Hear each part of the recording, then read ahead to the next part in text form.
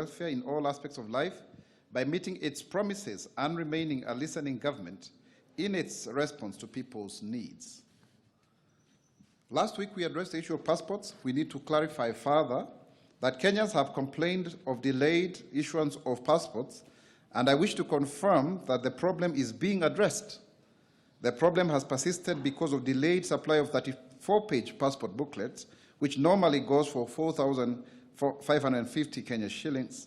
This shortage has been caused by slow delivery of the booklets by the supplier.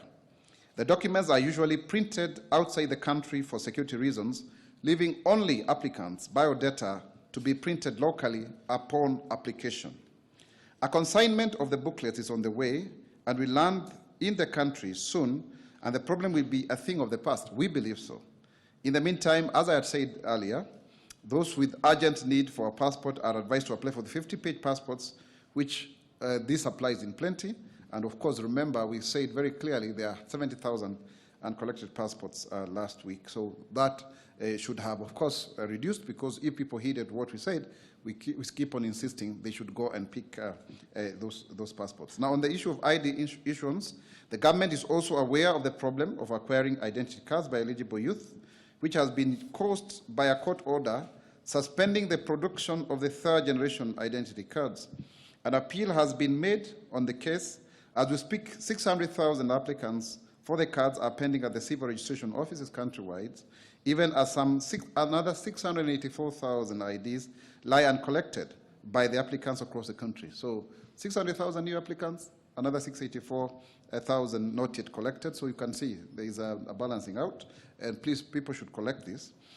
As government spokesman, I affirm that once the appeal is granted, the government will embark on massive production of the vital identification documents with the aim of declaring the backlog within the shortest time possible.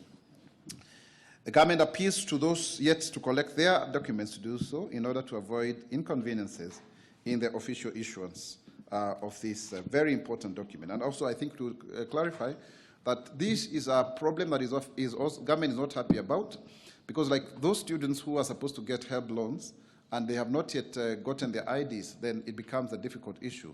It is interfering with a lot of public service delivery efforts, and so therefore, ladies and gentlemen, we really would want this matter to be fully resolved, as quickly as possible. And these are some of the things that we are talking about in terms of the courts not being able to work out their things in good time. Now, there is an issue of livestock and pastoralists, very important, because there have been concerns from the ground about what is it, and we've gotten these concerns from places like Kajiado.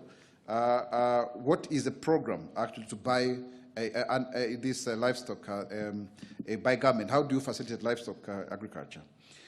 So on one hand, the government is keenly following up on the de-risking, inclusion and value enhancement of pastoral's economic project, which is aimed at uplifting farmers' welfare in 21 SO countries by cushioning the economies from drought risk, increasing financial inclusion for the pastoralists, and connecting them to the market. The benefiting counties include Turkana, Marsabit, Isiolo, Laikipia, Mandera, Wajir, Garissa, Tana River, Taita Taveta, Kilifi, Kwale, Lamu, Meru, Tharaka-Nithi, Samburu, Baringo, West Pokot, Narok, Kajiado, Makwiny, and Kitui. So you can see there are quite a number of counties that are benefiting here. The project, which was effected in October 2022 and runs through to 2027, also seeks to facilitate livestock trade across the Horn of Africa countries, and to upgrade livestock value chains by mobilizing private investments.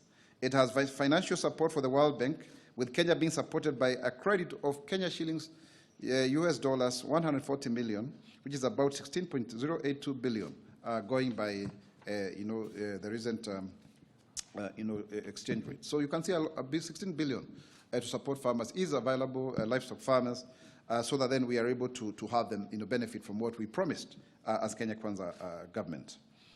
There are various components of the project. Number one is pasture and fodder production and conservation, livestock breeding covering Dopa, Sahiwal, Boran, Gala goats, among others.